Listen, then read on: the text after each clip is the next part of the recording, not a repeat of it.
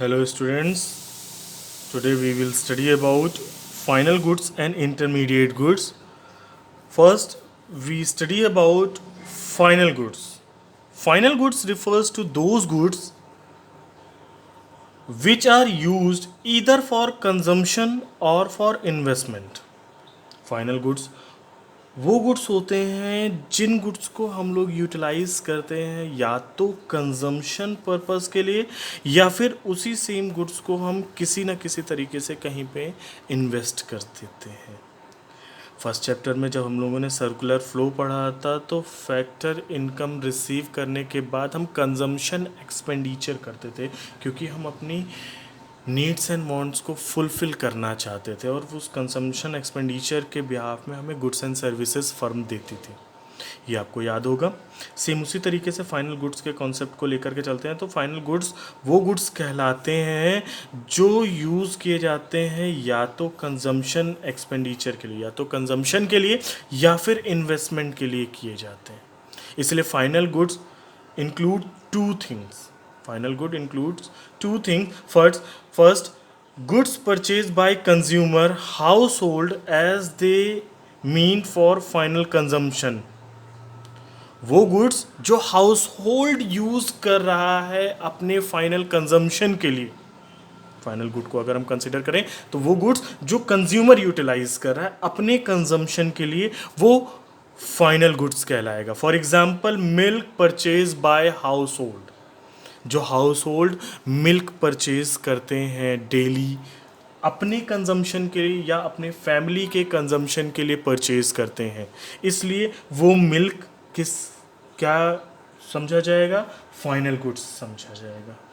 And second one is goods purchase by firm. अगर कोई firm किसी गुड्स को परचेज करता है कैपिटल फॉर्मेशन के लिए, पैसे कमाने के लिए या फिर इन्वेस्टमेंट करने के लिए। Capital formation, investment, both are same thing. You can say capital formation और you can say investment, both are same thing. ठीक है, तो ऐसे गुड्स जो फर्म ने परचेज किया है इन्वेस्टमेंट करने के लिए, पैसे कमाने के लिए, जैसे machinery purchase by a firm. If a firm purchase machinery, it is final good for firm. In this point, it must be noted that final good are neither resold.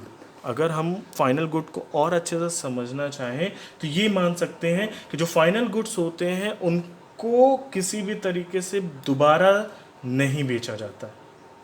It must be noted that final goods are neither resold nor used for any further transformation in the process of production. Final goods जो होते हैं उन goods को ना तो हम बेचने के लिए इस्तेमाल करते हैं और ना ही उन गुड्स का इस्तेमाल करते हैं या उन गुड्स को ट्रांसफॉर्म करके किसी नए गुड्स को नहीं बनाते। जैसे अगर हम मशीन की बात करें तो मशीन को हम यूटिलाइज करके दूसरे गुड्स को बनाते हैं, ना कि उसी मशीन में चेंजेस करके कुछ अच्छी वाली मशीन बना देते हैं। ऐसा नहीं होता है। ठीक है, उस मशीन में हम रॉ मटेरियल डालते हैं और रॉ मटेरियल से हम एक आउटपुट निकालते हैं। ठीक है, तो मशीन क्या हो गया फर्म के लिए? Final good. और मिल्क क्या हो गया कंज्यूमर के लिए? Final goods. नेक्स्ट पॉइंट आता है हमारा इंटरमीडिएट गुड्स।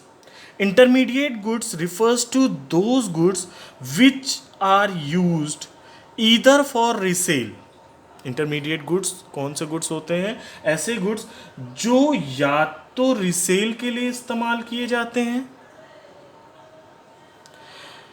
और for further production in some same year.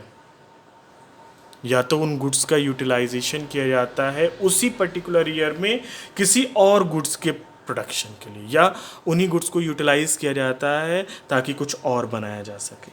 For example, goods purchase for resale like milk purchase by dairy shops. अभी यहाँ पे मिल्क कौन परचेज कर रहा था? यहाँ मिल्क परचेज कर रहा था हाउस होल्ड। यहाँ पे मिल्क परचेज कर रहा था हाउस होल्ड, इसलिए हाउस होल्ड के लिए ये मिल्क क्या था? क्या था?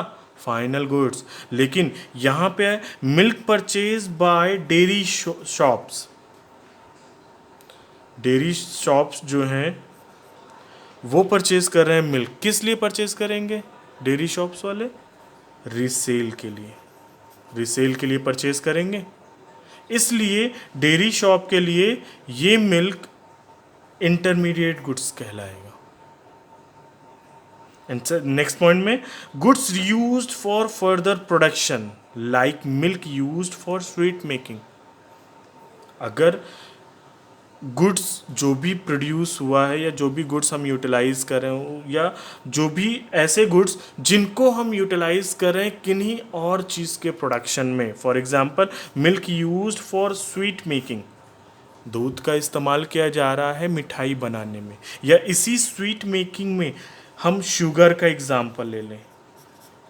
If sugar used by the sweet maker for making sweets, it will be considered as intermediate goods। यही शुगर अगर स्वीट मेकर स्वीट मेकिंग के लिए इस्तेमाल कर रहा है तो यही शुगर यहाँ पे इंटरमीडिएट गुड्स बन जाएगा। बट यही शुगर अगर हाउस होल्ड इस्तेमाल कर रहा है तो this sugar is considered as final goods. I hope ये वीडियो आप लोगों को समझ में आ गई होगी।